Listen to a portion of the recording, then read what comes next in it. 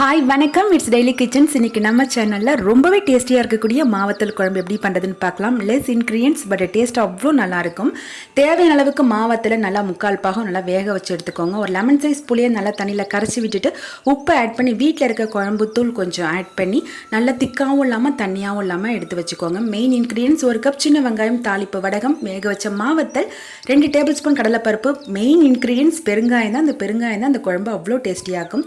மண் கடையில் எண்ணெய் விட்டுட்டு பெருங்காயம், தாளிப்பு வடகம், சின்ன வெங்காயம், கடலைப்பருப்பு போட்டு நல்லா வதக்கிட்டு கூடவே நம்ம வேக வச்ச மாவத்தலை போட்டு நல்லா வதக்கிட்டு ஏற்கனவே கரைச்சி வச்ச அந்த புளி கரைசலை ஆட் பண்ணி நல்லா 5 to 10 மினிட்ஸ் நல்லா கொதிக்க விட்டு லிட்டு போட்டு மறுபடியும் ஒரு 5 மினிட்ஸ் வெயிட் பண்ணுங்கள். எண்ணெய் பிரிஞ்சு வரும்போது வீடே நிஜமாக சொல்கிறேன் அவ்வளோ கமகமன்னு இருக்கும். சுடான சாதத்தை கூட சர்வ் பண்ணி சாப்பிட்டு பாருங்கள், அவ்வளோ நல்லாயிருக்கும். கண்டிப்பாக இந்த டிஷ் பிடிச்சிருந்தா சப்ஸ்கிரைப் பண்ணிவிட்டு சப்போர்ட் பண்ணுங்கள். தேங்க்ஸ் ஃபார் வாட்சிங் and bye. Meet you on next recipe. Bye.